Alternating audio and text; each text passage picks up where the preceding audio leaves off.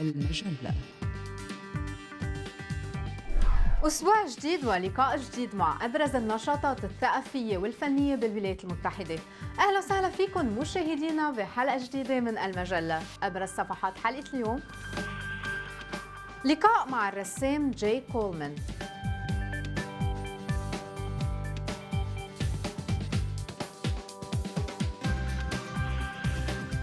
بدايات المغنية فيليلي،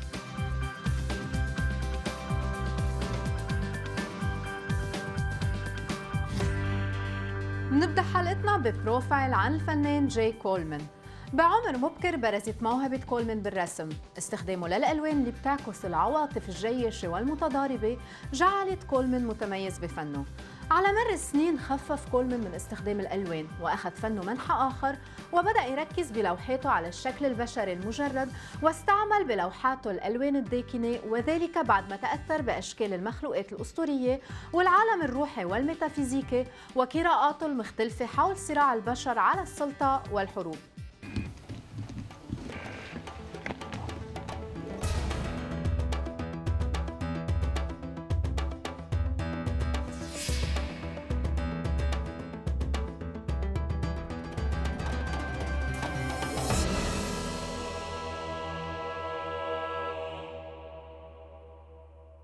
I think for me, the figure is the vehicle for the expression of the statement.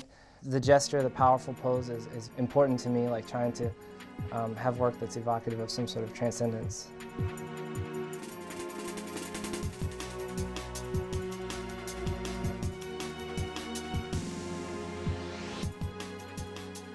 Jay, thank you for having us today in your studio.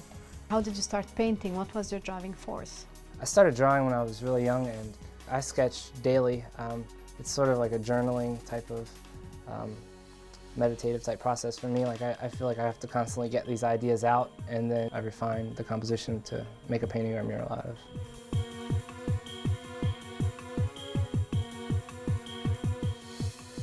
I look at a lot of different sources. I'd say Leon Golub was a big influence early on, and still. Andrew Wyeth. Those are sort of my big influences. How did you feel that your style evolved throughout the years? I think technically it evolved just becoming more familiar with my subject matter, and doing it more and more. And in the beginning, I used a lot of color. I used whatever was available, whatever I had, and I was taking a very emotive approach, so even incorporating text into my work. And then, as I guess matured a little bit or evolved as an artist, I started to use less colors to try to have less of a distraction in my compositions and focus more on my subject matter. Why did you take interest in the human form? I've always been attracted to the human subject matter, and pretty much anything could be expressed through the figure. So.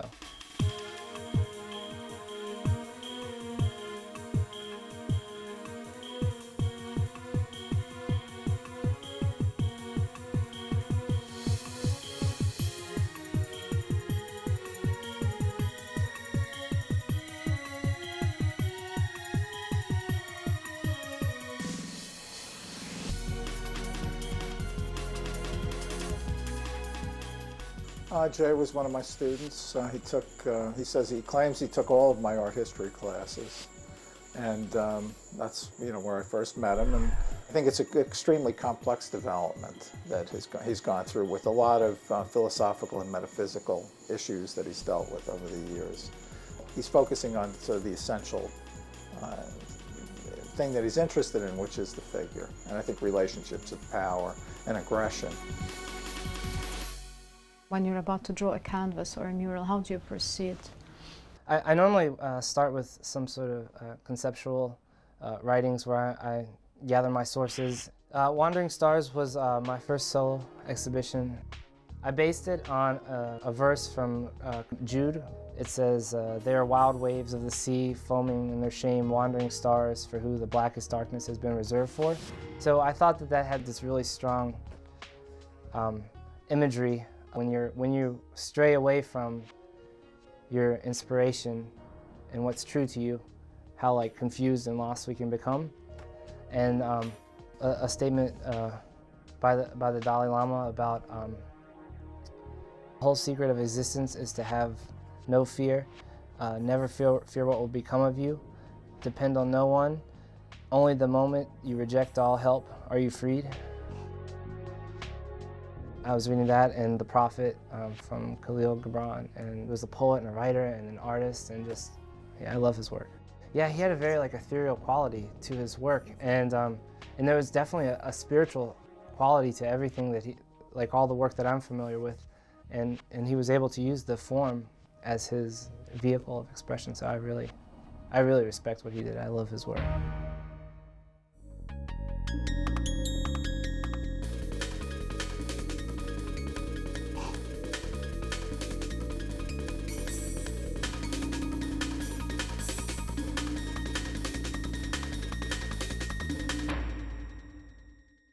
With mural commissions, like sometimes or most times the person commissioning the work has some sort of idea or some sort of statement that they want to convey with the work, and I normally try to incorporate that and make sure that what they're trying to say is conducive to my work. And the mural you're going to be painting, what was the inspiration from? The mural was based on a poem called Dreams by Langston Hughes. Hold fast to dreams, for if dreams die, life is a broken winged bird that cannot fly. Hold fast to dreams, for when dreams go, life is a barren field frozen with snow. And Andy had very specific ideas of reference that he wanted to use. So I take the concept and I try to apply it to my own visual vocabulary without compromising either party's vision for it.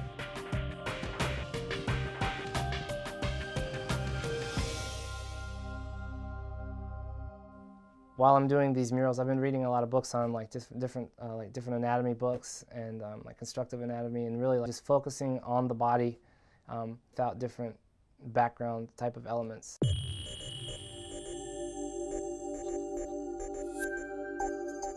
The show is going to be called History Repeats. I try to paint the figures as this one same character, not representative of a certain people, but representative of every man, of humankind's conflict, struggling externally and internally. And a few of the paintings are called What Are We Fighting For? Whether it's for land or oil, we're killing each other for no particular reason at all, when we're all the same. Despite, religion, race, ethnicity, we're all God's children, we're all one people. جدران المدينة كانت الحاضن الأول لموهبة كولمان، فأضحى من أبرز ستريت آرتست بالعاصمة الأمريكية. الستريت آرت أو ما يعرف بفن الشارع مصطلح أطلق على هذا النوع من الفن الذي ارتبط برسم الجرافيتي وتقنية الصباغة التفريغية أي الستنسلز ورش سبراي على الجدران العامة. انتشر هذا النوع من الفن بالغرب خلال النصف الثاني من القرن الماضي كأحد وسائل الاحتجاج والتعبير، وحتى الآن لا زالت تلصق تهمة التخريب وتشويه الممتلكات الخاصة والعامة لممارسي هذا النوع من الفن. من أشهر رواد ستريت آرتس عالمياً مواطن يظن أنه بريطاني يعرف ببانكسي، ما زالت هويته مجهولة حتى اليوم، وينسب إليه العديد من الأعمال الفنية الاحتجاجية الجريئة التي نفذها بأماكن عامة بلندن ونيويورك بشكل خاص، وحتى على الجدار العازل بالضفة الغربية. ولا تخلو أعمال الفنان بانكسي من السخرية من الساسة والأنظمة القمعية، فركز بأعماله على السخرية من السياسة الخارجية والداخلية البريطانية والأمريكية.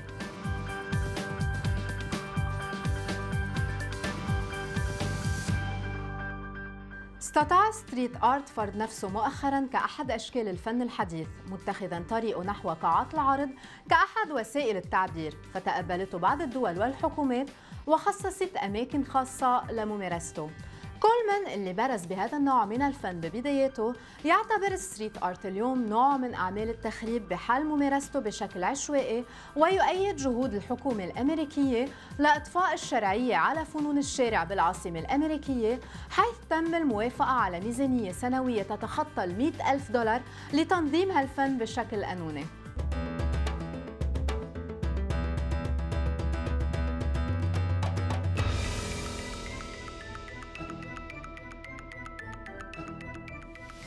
Before being in the galleries, you took the cans of spray and used the city walls as your canvas. How did you get into street art to begin with?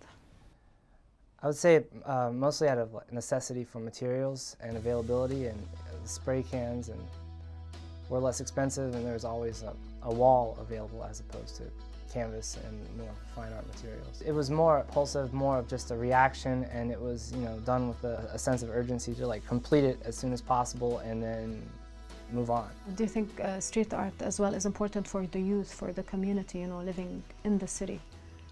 I mean, I think it's definitely just a visualization of the dialogue that happens within the city, you know, like it's just a great way of like expressing exactly, you know, how you feel about your surroundings, and it's like a direct reaction to, you know, what's happening right where you live.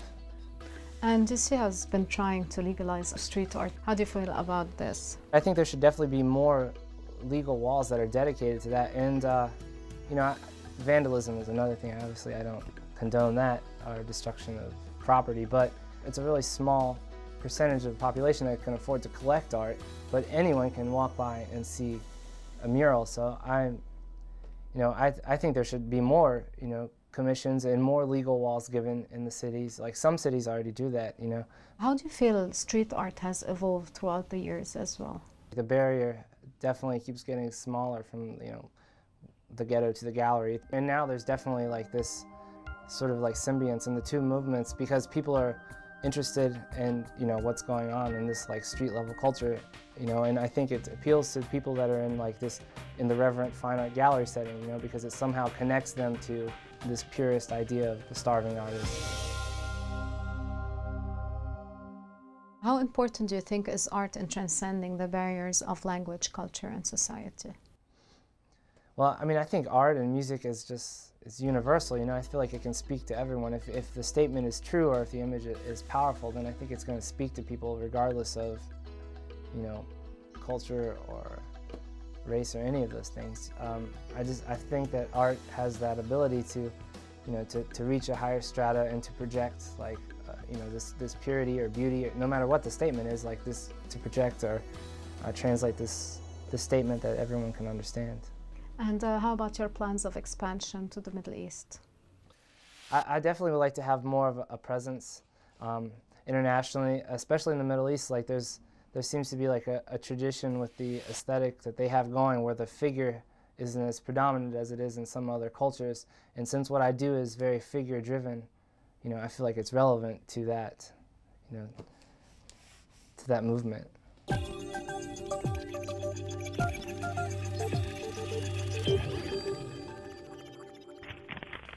The moon is soft but the dark is bright and I can't tell if it's day or night. أي ضوء القمر خافت ولكن الظلام مشرق ولا أستطيع أن أعرف إذا كان الليل أو النهار. هي كلمات أغنية دمون للمغنية فيليلي اللي بنتعرف عليها بعد الفاصل. خليكم معنا. المجلة. أهلا بكم من جديد. منتابع حلقتنا مع الموسيقى والفن ومقابلة مع المغنية فيليلي. ترعرعت فيليلي بولاية تكساس، استهوتها منذ الصغر الموسيقى على مختلف أنواعها، من الموسيقى المكسيكية الشعبية الرائجة جدا بهذه الولاية إلى أغاني البوب على قناة الMTV. بدأت فيليلي بدراسة الأداء الصوتي واحتراف فن الغناء والأدوات الموسيقية المختلفة، وخلال سنوات الدراسة بدأت بكتابة وتلحين أغانيها. بعمر 22 انتقلت إلى نيويورك، حيث بدأت بتسجيل أغانيها المنبثقة من أحاسيسها وحالتها الذهنية، أكانت الحب، السعادة، الحزن، الوحدة، الفراق والضياع وغيرها من الأحاسيس اللي اختبرتها وبيختبرها كل إنسان.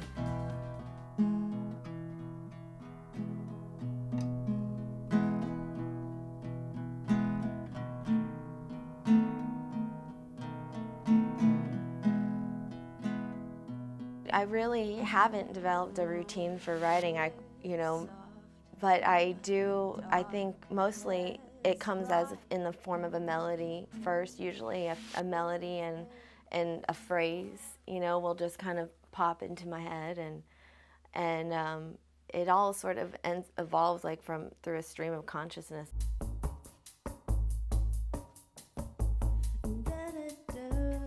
Definitely pull from experiences, my relationships, living in the city, there's just, that's one thing about New York is like, there's just, inspirations every day, obviously, and you never live the same day twice.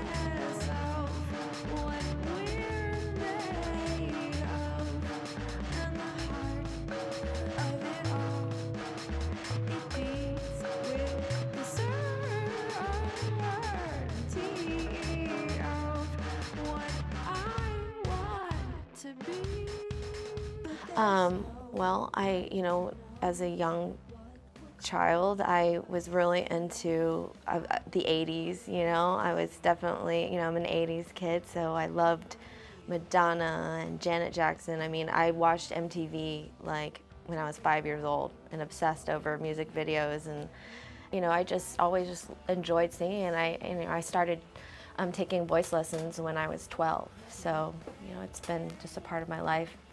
And my parents, had a family business as well, throwing concerts and festivals, so I kind of grew up with musicians and entertainment like all around me.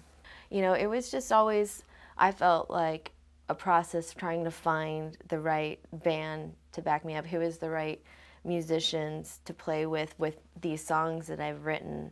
And I really feel, so it's just been this evolving process for years. And I can't tell if it's day or night. I sit in my cave and like a soldier I behave. So I sit and I close. The producer wears a lot of different hats in the process. It depends if we're recording or if we're mixing or going to help the artist achieve their vision.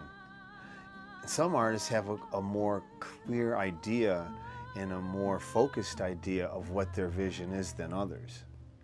Like for instance with Felili, something that was more focused and more directed and just more complementary to what Felili was trying to do, to like what she was trying to say with her music.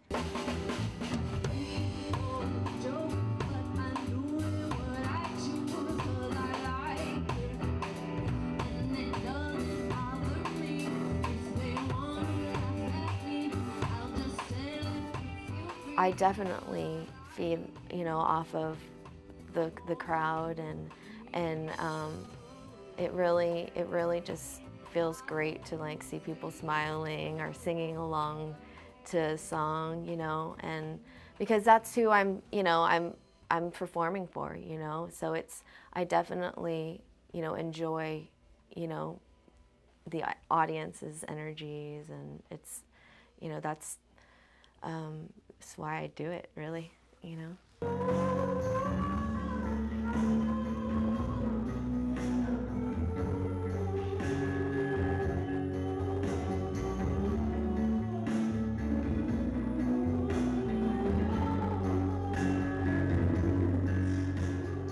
If the artist is really in command of their talent, like a really good singer, like Felili, a great song, a great singer,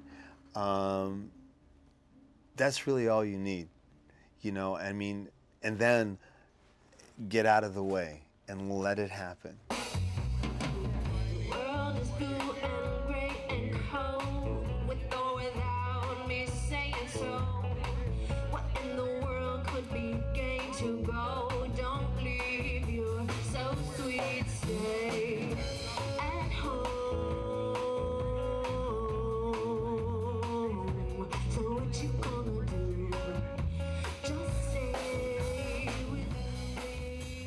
But I think for me, the perfect storm is when an artist knows what they want to do, can accomplish that, and has a good vehicle, which is the song.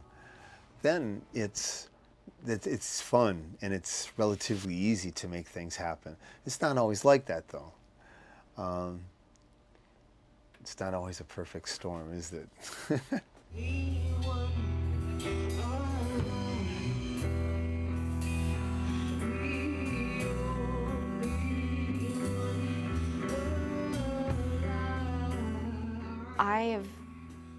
I've come to realize that the music, I think, appeals to all kinds of people, of all generations. I think because of the message that I have in a lot of the songs, that it's really all encompassing, they're just, I talk a lot about, love and loneliness and just general life themes that anybody can relate to. And I hope that everybody could find a song that they would like. Oh, I've heard them all before. They start pretending they don't know us. When the fire lights the wheel from far away, they'll watch it burn us. You could wake up on this earth and find it hard to find your worth if you're the only one alive.